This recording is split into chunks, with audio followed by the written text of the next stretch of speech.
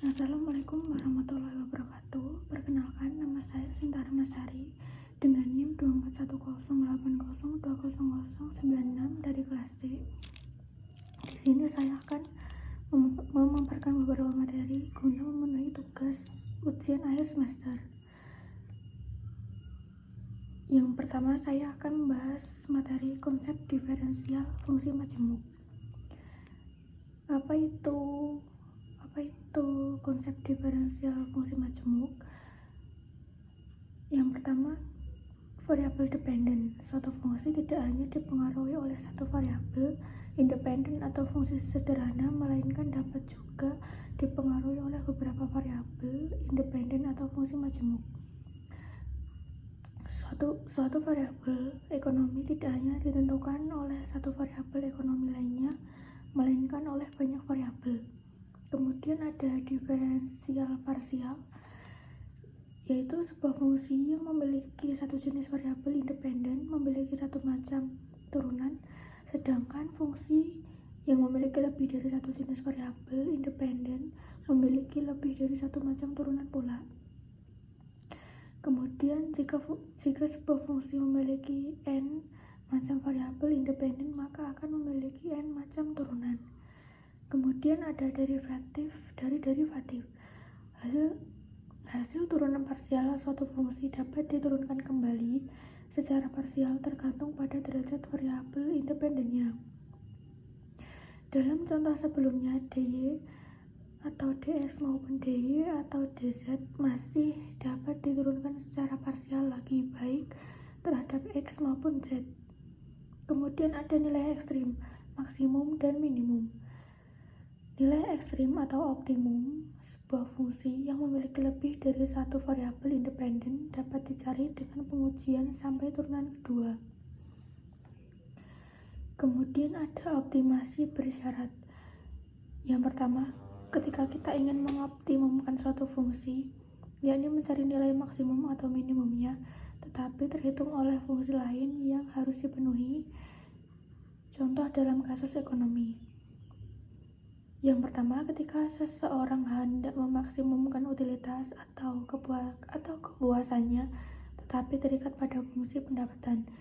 Yang kedua, sebuah perusahaan ingin memaksimumkan labanya, namun terikat pada fungsi produksi. Kemudian selanjutnya ada pengganda Lagrange. Mencari nilai optimum atau maksimum atau minimum suatu fungsi yang memiliki kendala atau constraint dapat diselesaikan dengan metode Lagrange.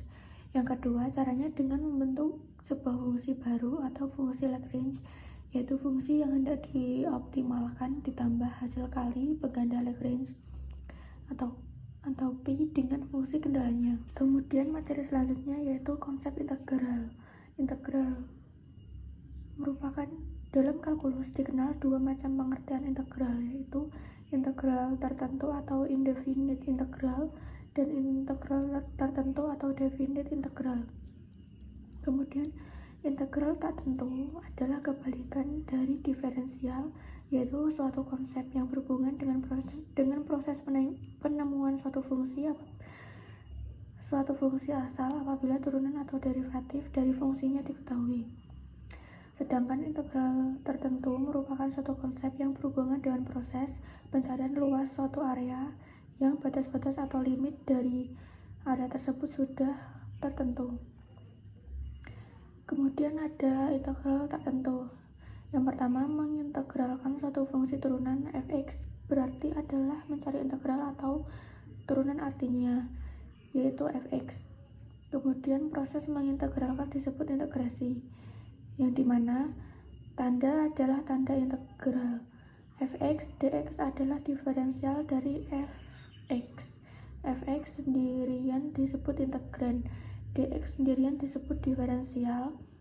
Fx adalah integral partikular, k adalah konstanta pengintegralan atau yang nilainya tidak tentu. Kemudian fx plus k merupakan fungsi asli atau fungsi asal. Kemudian ada integrasi tertentu. Integrasi tertentu adalah integral dari suatu fungsi yang nilai-nilai variabel bebasnya atau memiliki batas-batas tertentu. Kemudian integral tertentu digunakan untuk menghitung luas area yang terletak di antara kurva Y sama dengan fx dan sumbu horizontal min x dalam suatu rentangan wilayah yang dibatasi oleh x sama dengan A dan x sama dengan B. Kemudian materi selanjutnya ada konsep matriks. Pengertian matriks dan vektor. Matriks adalah kumpulan bilangan yang disajikan secara teratur dalam baris dan kolom yang membentuk persegi panjang. Kemudian ada unsur-unsur suatu matriks. Secara umum dilambangkan dengan notasi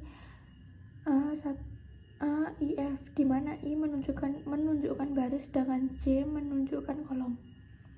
Matriks yang terdiri dari M baris dan N kolom dinamakan matriks berorder MXN.